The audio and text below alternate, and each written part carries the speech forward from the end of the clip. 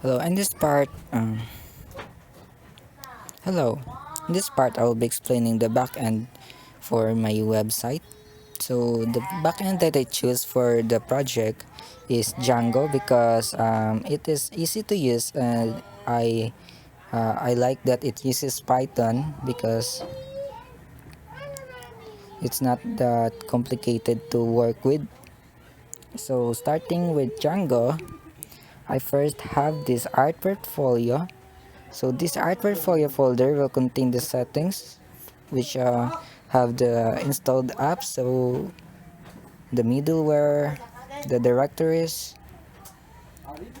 and the static files directory, and the media URL.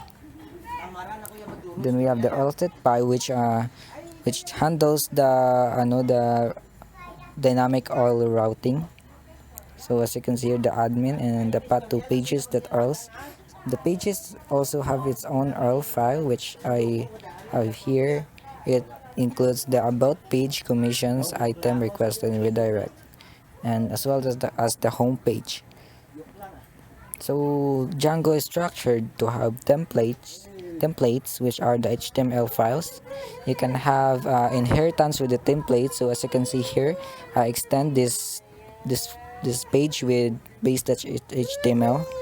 Base.html has the basic views or the basic HTML for the pages. So for example, so as you can see here, it includes the navigation and the footer and the block for the script and the block for the content. So block content will is where the content will be put into, and the script block is where the script for each of the files will be put into.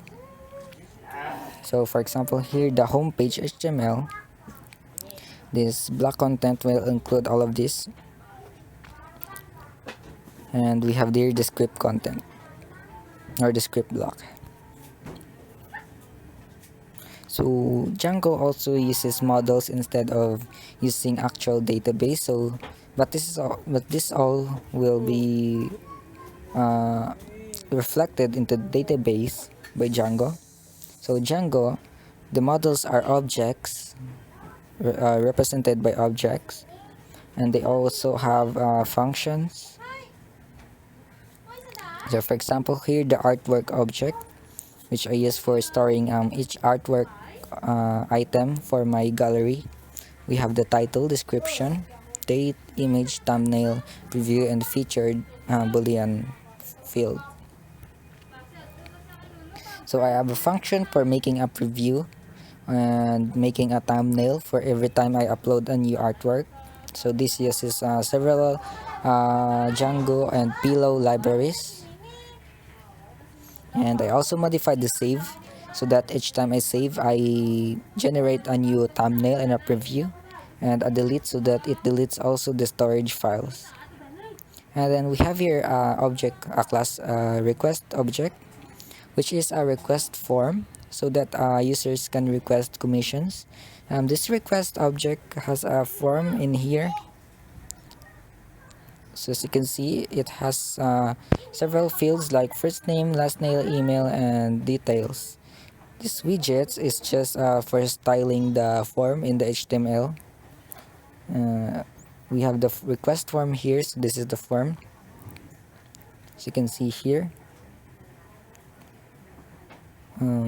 For dynamic URL routing, Django uses views. So for example here we have the home view, so this will get the request and the context. So for example here, home view will get all the featured items from the artwork, so this will query into the database to get all the items which has the featured equals true, then render the home.html as well with the context. So we have about view, commissions view, detail view, request form view, which will get a form and then display it. And when the form is valid, we save the form and redirect the form into the redirect page.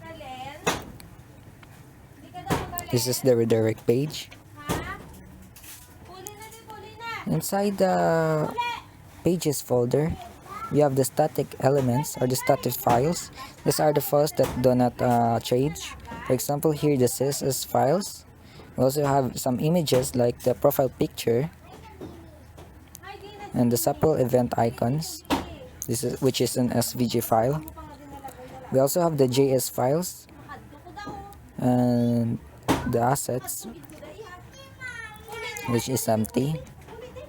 Then we also have the media files. These media files are for the database.